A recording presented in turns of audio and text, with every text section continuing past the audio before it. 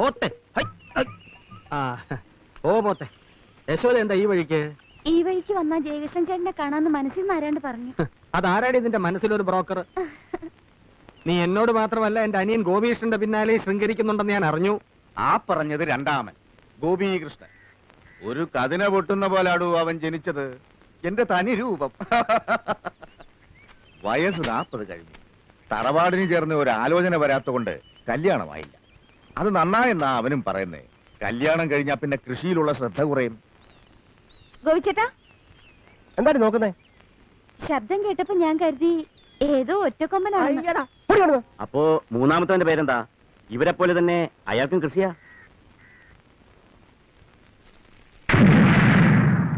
ആ വെടിപൊട്ടുന്നത് ഹരിക്കുഞ്ഞിന് വേണ്ടിയാ. അതൊരു പ്രത്യേക വഴിപാടാ. ഭഗവാനെ രക്ഷിക്കണേ. ഈ പടക്കത്തിന്റെ ശബ്ദത്തെക്കാൾ വേഗത്തിൽ എന്റെ ജീവിതത്തിൽ വച്ചടി കയറ്റം ഉണ്ടാവണേ. രക്ഷിക്കണേ.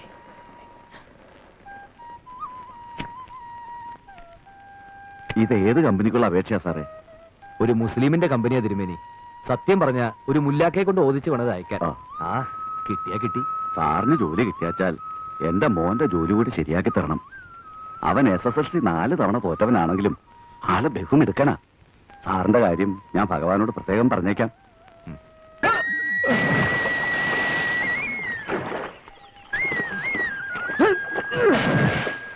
കലക്കാതെ കുളിക്കടാ. ശരി. എണ്ണപ്പനയുടെ ലോണ്ടാരി എന്താ അച്ഛാ? വന്നയാളിന് ഇത്തിരി കൈമടക്ക് കൊടുത്താൽ ശരിയാകുമെന്നാ പരമശിവൻ പറഞ്ഞു. കൈമടക്ക് കൊടുത്താലും കാര്യം നടക്കുമല്ലോ. കൈ മടക്കുന്നതിന് മുമ്പ് ഹരികൃഷ്ണുമായിട്ടൊന്ന് ആലോചിക്കണം. ഞങ്ങളെ പോലെ അച്ഛന് എഴുത്തുമായനെ അറിഞ്ഞൂടാത്തോണ്ട് ആ പരമശിവൻ പറഞ്ഞു പറ്റിക്കും. കൊല്ല 20 ആയടാ. ആ പാവം എന്റെ കൂടെ നിൽക്കുന്നു. ഈ 20 കൊല്ലം കൊണ്ട് ആ പാവം വീട് 2 വെച്ചു. അതച്ഛൻ അറിഞ്ഞോ? അങ്ങേരങ്ങനെ ഉയർച്ചയുടെ പടികൾ കേറിക്കൊണ്ടിരിക്കുക. ഭാഗ്യമല്ല എന്ന് പറയാ. അച്ഛാ, ബ്ലോക്കിൽ കുറെ പുതിയ പയറുവിത്ത് വന്നിട്ടുണ്ട് കേട്ടു. നമുക്ക് കുറെ വാങ്ങി മേലെ പറഞ്ഞ് വീശിയാലോ? വീശിക്കോ. ഇന്നലെ ഒരുപാട് തേങ്ങ കളവ് പോയി. അല്ലെങ്കിൽ തന്നെ തേങ്ങയുടെ വില താഴോട്ടാ. അതിനിടെ ഉള്ളതും കൂടെ കള്ളന്മാർ കൊണ്ടുപോയാലോ? കക്കുന്നവനെ അള്ളു വെച്ച് പിടിക്ക്, എന്നിട്ട് കാല് തല്ലി ഒടിക്ക്. അപ്പൊ പരിഹാരം ഉണ്ടാവും. കാല് തല്ലി ഒടിക്കാൻ മച്ചമ്പിയാരാ മൈസനട്ടോ? അവന്മാർ തെങ്ങിന്റെ തല വെട്ടും. വെട്ടട്ടാ. ഇന്ന് രാത്രി കാവൽ നിൽക്ക്. ഞാനും വരാം. മടവാളെടുത്ത് തെങ്ങിന്റെ മടലെ കുത്തിവെക്ക്. രക്ഷയില്ലാച്ച വെട്ടിക്കോ. ബാക്കി കാര്യം ഞാൻ നോക്കിക്കോളാം. വേണ്ട മച്ചമ്പി വേണ്ട. അതിന് കിടന്ന് കളിച്ചാൽ തീക്കളിയാകും. താനൊക്കെ പിന്നെ എന്തിനാടോ ഇങ്ങനെ ആണാന്നും പറഞ്ഞ് നടക്കുന്നേ? അല്ല, 24 മണിക്കൂർ ഇങ്ങനെ വെള്ളത്തിൽ കിടന്നാലേ ഉള്ള ആണത്വം പോവും. താനേ കാണ്ടാമൃഗം.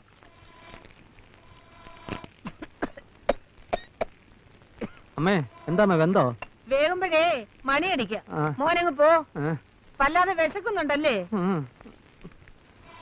പകൽ നേരത്ത് ഒന്ന് പുറംപണി ചെയ്യാൻ ഇവിടെ ഇഷ്ടം പോലെ ആൾക്കാരുണ്ട്.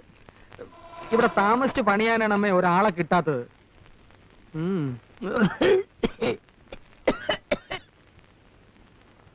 ജോലിക്ക് അപേക്ഷിച്ചിട്ട് എന്തായടാ ഹരികൃഷ്ണ? കിട്ടുവോ? ഈ വീട്ടിൽ നിന്ന് രക്ഷപ്പെടണമെങ്കിൽ എനിക്കൊരു ജോലി കിട്ടിയേ പറ്റൂ. പ്രൈവറ്റ് എങ്കിൽ പ്രൈവറ്റ്, പബ്ലിക് എങ്കിൽ പബ്ലിക്. ഞാൻ ചാടും. നീ ഒരു ജോലിക്ക് കയറുന്ന ഞാൻ കണ്ടസാടാ. നീ ധൈര്യമായിട്ട് കയറ്. വീട് വിട്ട് പുറത്ത് ജോലിക്ക് പോകുന്നത് അച്ഛൻ ഇഷ്ടാവോ എന്തോ? ഏതായാലും അച്ഛന്റെ സമ്മതം കൂടി അറിഞ്ഞിട്ട് പോരെ? ഇങ്ങനത്തെ ഏട്ടന്മാരുണ്ടാവുന്നതിലും നല്ലതേ ജനിക്കാതെ ഞാനൊക്കെ ഗർഭത്തിലേ തൂങ്ങിച്ചാണമായിരുന്നു. നാശം.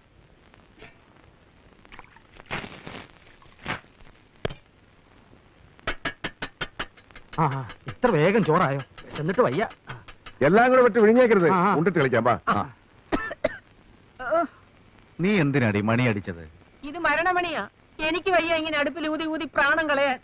ഒരുത്തി എനിക്ക് ഇതിനകത്ത് കിട്ടണം. അതിന് കഴിയോ? നിങ്ങളുടെ അവിടെ ഇന്നെല്ലാരും പച്ചവെള്ളം കുടിച്ച് ഓരോ ഉള്ളിയും കടിച്ചു പോയി കിടന്നു. കാലനക്കാൻ വയ്യാതാ ഞാൻ ഈ പുഹയത്ത് കിടന്ന് കഷ്ടപ്പെടുന്നത്. ഈ ആണുങ്ങളുടെ വേഷം കെട്ടി നിൽക്കുന്ന ഒരൊറ്റ കഴുതിക്കെങ്കിലും എന്നെ ഒന്ന് സഹായിക്കാൻ തോന്നുന്നുണ്ടോ? നീ ബഹളം വെക്കണ്ട, വഴിയുണ്ടാവും. എത്ര ആലോചന ഈ വീടിന്റെ പടി കടന്ന് വന്നതാ. ഒരുത്തിനെങ്കിലും ഒരു പെണ്ണിനെ കെട്ടിക്കൊണ്ട് വരാൻ തോന്നിയോ? ആ പറഞ്ഞ എന്നെ കൂടെ ചേർത്തല്ലേ? ഞാൻ കെട്ടില്ല. കെട്ടാൻ വെച്ച പെണ്ണ് കെട്ടിന്റെ തലേ ദിവസം വേറൊരു കോന്തന്റെ കൂടെ ഒളിച്ചോടി പോയത് പെങ്ങക്കറിയാലോ. അവള് പോയെങ്കിൽ പോട്ടെ, അമ്മ നീയും കെട്ടല്ലോ. ഈ വയസ്സുകാരത് കണ്ണുകൂത്തി കളിക്കാനോ? നീ പോടാ. ആങ്ങളെ കല്യാണം കഴിച്ച് എനിക്ക് സഹായത്തിന്റെ ഒരാള് വേണ്ട. പോത്ത് പോലെ വളർന്ന 2 എണ്ണം ഉണ്ടല്ലോ. 2 അല്ലേ പെങ്ങളെ, 3 പോത്ത്. ഹരിയെ ഞാൻ കൂട്ടിയിട്ടില്ല. അവൻ കുഞ്ഞ. നിനക്ക് തലയ്ക്ക് വട്ടാടി. ഇവർക്ക് കല്യാണപ്രായം ആയെന്നും വെച്ച് കണ്ട കാവാക്ഷിയെയും മീനാക്ഷിയെയും കെട്ടിക്കൊണ്ടുവരാൻ ഞാൻ സമ്മതിക്കത്തില്ല. യോഗ്യത വേണം, തറവാടിത്തം വേണം, കുലമഹിമ വേണം. ഇതൊന്നുമില്ലാതെ കേറി വരാൻ ഈ വീടെന്താ പെണ്ണുങ്ങടെ കുളിക്കടവോ? ഇതെല്ലാം ഉണ്ടെന്നും പറഞ്ഞ് പരമശിവൻ കൊണ്ടുവന്ന ഒരു ആലോചനയില്ലേ, അതൊന്ന് നോക്കിക്കൂടെ? മച്ചമ്പി അത് നേരാ. ഒരു വലിയ തറവാട്ടിലെ ഏട്ടനെ അനിയനും മറ്റൊരു വലിയ തറവാട്ടിലെ ഏട്ടത്തെയും അനിയത്തെയും കെട്ടുന്നതിൽ ഒരു തരക്കേടുമില്ല. വെട്ടിയാൽ വാള് മുറിയുന്ന തറവാടാ അവരുടേത്. 500 കൊല്ലം മുമ്പ് ഇവിടുത്തെ നാടുവാഴിയായിരുന്നു അവരുടെ കാരണവരെ. കുലമഹിമ ഇതിലപ്പുറം ചിന്തിക്കാനുണ്ടോ? എന്നാൽ അന്നങ്ങേർ ഇവിടുത്തെ പേര് കേട്ടൊരു സിംഹമായിരുന്നിരിക്കണം. 500 കൊല്ലം മുമ്പ് ഇവിടെ മുഴുവൻ കാണായിരുന്നടാ. എന്റെ ഏട്ടന്മാര് കല്യാണം കഴിക്കുന്ന ആരെയായാലും കൊള്ളാം, അവർക്ക് ഇത്തിരി ഭംഗി വേണം. അതെനിക്ക് നിർബന്ധം. അതെനിക്ക് നിർബന്ധം. പെണ്ണാളെങ്ങനെ? നല്ല തക്കാളി. തക്കാളി പോലത്തെ പെണ്ണുങ്ങള്. പച്ചത്തക്കാളിയോ പഴുത്ത തക്കാളിയോ? മൂത്തവൾ ഇത്തിരി പച്ച, ഇളയത് ഇത്തിരി പഴുത്തതാ. എനിക്ക് അങ്ങനെയാ തോന്നിയേ. ഇനി നിങ്ങൾ കാണും. കൊണ്ടു കൊടുക്കൂ കുട്ടി. അതിലേത് എന്റെ ചെക്കൻ? ജാതക ചേർത്ത നല്ലപോലെ ഉണ്ടെന്നാ കണ്ടവർ. ഏറ്റവും നന്നായി ചേരുന്ന ജാതകം തമ്മിൽ കൂട്ടിക്കെട്ടാം. എന്താ? ആയിക്കോട്ടെ. എന്താ വിരോധമുണ്ടോ? ഒരു വിരോധമില്ല. ഈ 2 നിലപാട് ഒന്നിച്ചാൽ പിന്നെ ഈ കാരണന്മാരാണല്ലോ ഇവിടുത്തെ നാടുവാഴികൾ. പച്ചത്തക്കാളി വരട്ടെ.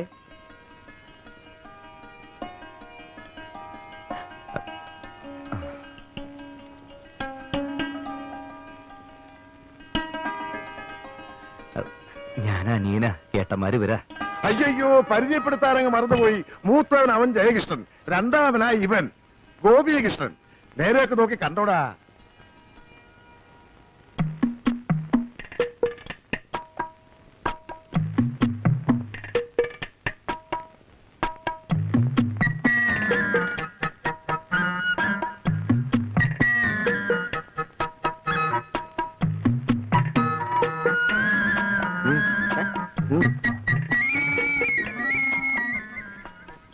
എന്താ അതിന്റെ അഭിപ്രായം? എനിക്കിളയല്ലേ? നല്ലതാ, എനിക്ക് മതി.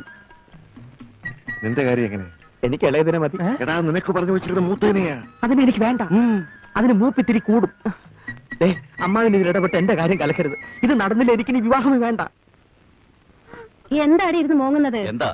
എന്താണെന്ന്? അവർക്ക് ആ 2 പേരും വേണ്ടെന്ന്. 2നും പഠിപ്പില്ല അത്രേ. അത്ര നിർബന്ധാണെങ്കിൽ ഇളയവനെ കെട്ടിക്കോളാൻ നിർത്തി. അപ്പൊ മൂത്തവൾക്കും അവനെ തന്നെ വേണം. പുറത്ത് അതിലും വലിയ പ്രശ്ന. 2 ആൾക്ക് ഇളയതിനെ മതി, മൂത്തതിന് ആർക്കും വേണ്ട. ഞാൻ എന്താ ചെയ്യാ? ഇവളുമാർക്ക് ഇത്രയും ബുദ്ധിയില്ലാണ്ടായല്ലോ. ഇത്രയധികം സ്വത്തുള്ള കുടുംബത്തിൽ നിന്ന് ഇങ്ങനെ ഒരു ആലോചന ഇതിനു മുമ്പ് വന്നിട്ടുണ്ടോ? ഞങ്ങൾക്കുള്ള സ്വത്തൊക്കെ മതി. അത് ഒന്ന് 8ാം ക്ലാസ്സും ഒന്ന് 7ാം ക്ലാസ്സും. നേരം വേണം പേരിന്റെ സ്പെല്ലിംഗ് പോലും പറയാൻ അറിയില്ല. അവരെ കെട്ടാൻ ഞങ്ങൾക്ക് വയ്യ. അത്രയ്ക്ക് ദണ്ണമാണ് ഈ മൂത്തൻ അമ്മാവൻ കെട്ടി. പെണ്ണ് കാണാൻ വന്നിട്ട് ഒരുമാതിരി വിട്ടിത്തരം കാണിക്കരുത്. എന്താ അവരുടെ തീരുമാനം? എനിക്ക് അനിയത്തിയ മതി. എനിക്കും അനിയത്തിയ മതി.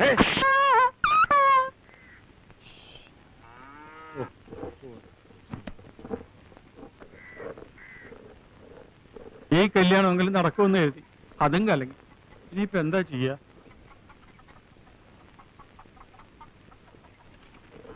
പുറം ജോലിക്ക് ഒരു പണിക്കാരിയെ കൊണ്ടുവന്നിട്ടുണ്ട്.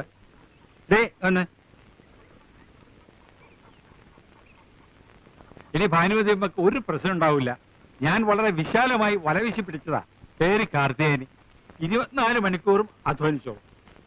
ചിലവും താമസവും കഴിഞ്ഞ് മാസാമാസം ഒരു 100 രൂപ കയ്യിൽ വെച്ചു കൊടുത്താൽ പരമാനന്ദം. കാർത്തിയാനയുടെ വീട് എവിടെയാ? വടക്കാണെന്നാണ് അവള് കാണിച്ചതിന്റെ അർത്ഥം. വിശ്വസിക്കാവോ? വിശ്വസിക്കാവുന്നത് കൊണ്ടല്ലേ കൊണ്ടുവന്നത്. നമ്മുടെ പഴയ തഹസിൽദാരുടെ വീട്ടിലായിരുന്നു കുറെ കാലം. എന്നാൽ ഈ മുളകൊക്കെ നന്നായിട്ട് അരച്ചേ, എന്നിട്ട് അകമൊക്കെ നന്നായിട്ട് അടിച്ചു വാരി തുടയ്ക്കണം. തൽക്കാലം അടുക്കള കയറണ്ട. ജോലിയൊക്കെ ഒന്ന് വൃത്തിയാകുമ്പോ ഞാൻ പറയാം, അപ്പൊ കേറിയാ മതി. എന്നാലും ഉദ്ഘാടനം നടക്കട്ടെ. നേരം വണ്ണം നിന്നാൽ നിനക്ക് നല്ലത്. എനിക്ക് അത്ര പറയാമോ? അരക്കണോ അല്ലേ? ഇപ്പൊ അരക്കാം. എവിടെ കൊണ്ടുപോകുന്നത്?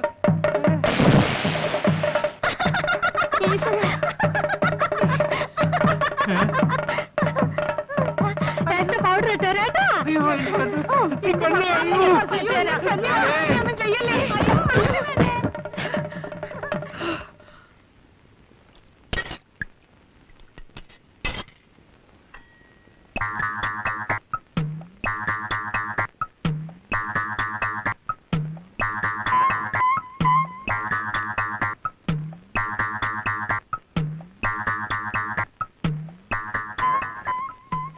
തഹസിൽദാരുടെ വീട്ടിൽ ഒരു മാസം നിന്നപ്പോ തലയ്ക്ക് സുഖമില്ലെന്ന് പറഞ്ഞ് അവളെ ആശുപത്രിയിൽ അയച്ച വിവരം ഞാൻ അറിഞ്ഞിരുന്നില്ല. അവരെ എപ്പോഴാ അവിടെ നിന്ന് വിട്ടത്?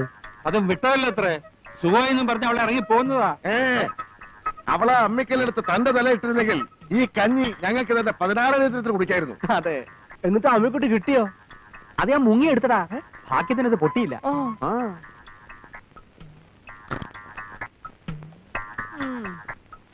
വിതച്ചാലും കൊയ്താലും പോരാ, തിന്നാനും യോഗം വേണം.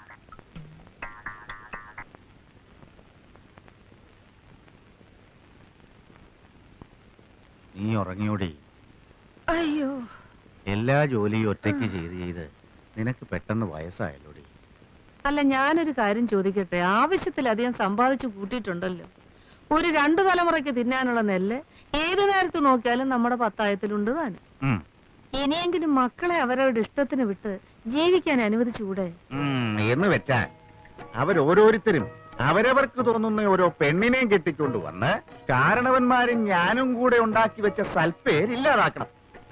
അതല്ലേ നിനക്ക് വേണ്ടത്? ഓ, സൽപ്പേര്. ആ സൽപ്പേരാ എന്റെ 2 കാലിലും നീരായിട്ട് കിടക്കുന്നത്. കണ്ടോ? നിങ്ങൾക്കത് പറഞ്ഞാൽ മനസ്സിലാവില്ല. ഒന്നിൽ എനിക്കൊരു കൈസഹായത്തിന് ഒരാളെത്താ, അല്ലെങ്കിൽ ഒരു ഇത്തിരി സ്നേഹിക്കാൻ ഒരു മരുമോളെത്താ. ഇത് രണ്ടിനും കഴിയില്ലെങ്കിൽ നിങ്ങളെ ഒരു തന്തയായിട്ടും മക്കളെന്ന് പറയുന്ന ആ കോന്തന്മാരെ മക്കളായിട്ടും കണ്ടിട്ട് എനിക്ക് എന്താ കാര്യം? എന്നെ ധിക്കരിക്കുന്നത് നിനക്കൊരു ശീലമാണ്. അത് ഞാൻ കാര്യമാക്കാറില്ല. എന്നാ നിന്റെ വാക്കും കേട്ടോണ്ട് മക്കളാരെങ്കിലും കിടന്ന് തുള്ളിയാലേ മക്കളാന്നൊന്നും ഞാൻ നോക്കത്തില്ല. ഇതൊരു തരം മാടമ്പിത്തര.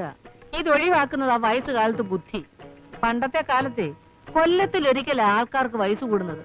ഇപ്പൊ ഒരൊറ്റ ആഴ്ച കൊണ്ടാ ഓരോരുത്തർ കിളവന്മാരാകുന്നത്. ഈ മനുഷ്യന്റെ മനസ്സൊന്നും മാറുന്നില്ലല്ലോ ഭഗവതി.